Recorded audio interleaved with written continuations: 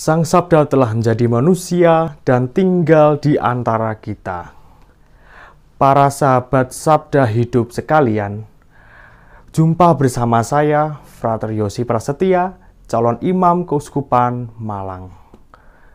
Pada hari ini, kita akan merenungkan Sabda Tuhan dalam hari Minggu biasa ke-23 sekaligus pembukaan bulan Kitab Suci Nasional tahun 2021. Mari kita bersama-sama masuk untuk mendengarkan dan merenungkan Sabda Tuhan. Dalam nama Bapa dan Putra dan Roh Kudus. Amin. Semoga Tuhan beserta kita sekarang dan selama-lamanya. Inilah Injil suci menurut Markus. Dimuliakanlah Tuhan.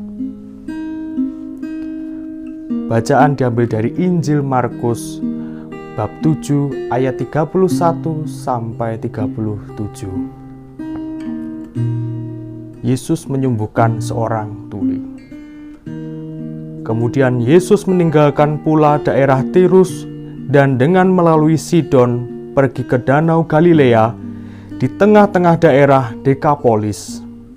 Di situ orang membawa kepadanya seorang yang tuli dan yang gagap dan memohon kepadanya supaya ia meletakkan tangannya atas orang itu.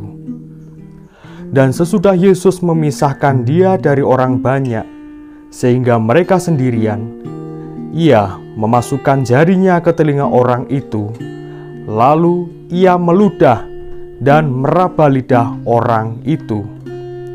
Kemudian, sambil menengadah ke langit, Yesus menarik nafas dan berkata kepadanya, "Ephata," artinya terbukalah.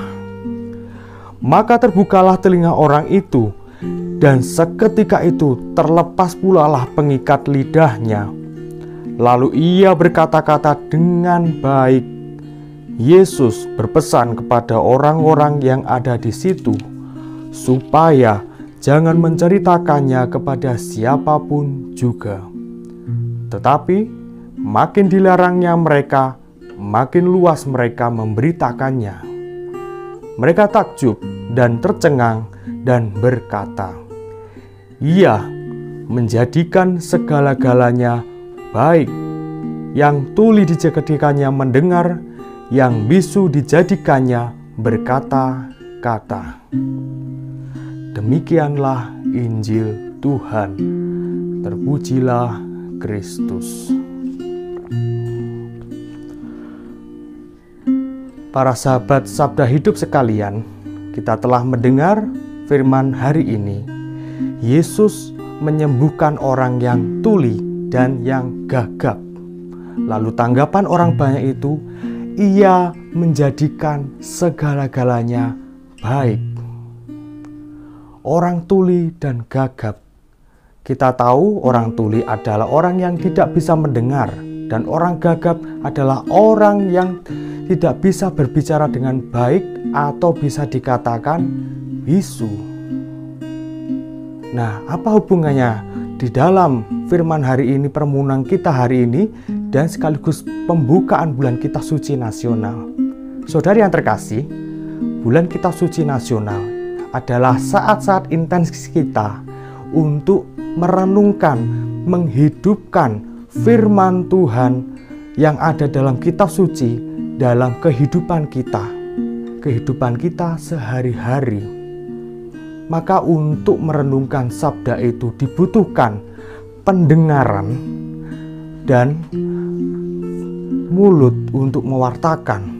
Tentunya tidak melulu mulut mewartakan sabda Tuhan, itu bisa dengan berbicara yang baik pada saudara kita lewat tindakan-tindakan kita. Mendengarkan baik sabda Tuhan, contohnya bagaimana? Membaca kitab suci dalam keluarga atau membaca kitab suci secara pribadi, secara rutin supaya mendapatkan buah-buah rohani.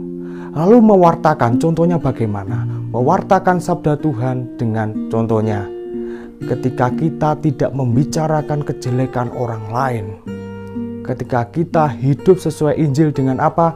Berani ambil risiko.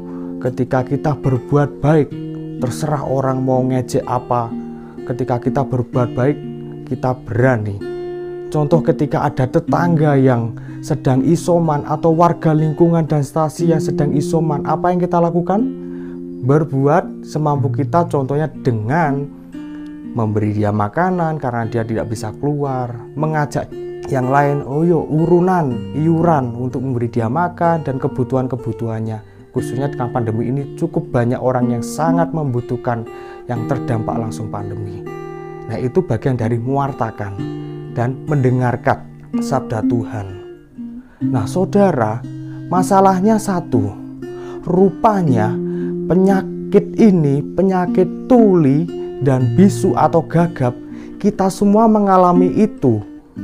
Tidak hanya sekali dua kali, kadang setiap hari kita tuli, kita kurang mampu mendengarkan firman sabda Tuhan dengan membaca kitab suci, atau kita terkadang abai, atau kita bisu, kita membungkam sabda Tuhan dengan tidak melakukan apa yang dikehendaki Tuhan seturut dengan sabda Tuhan dalam kitab suci, sesuai dengan iman kita akan Yesus.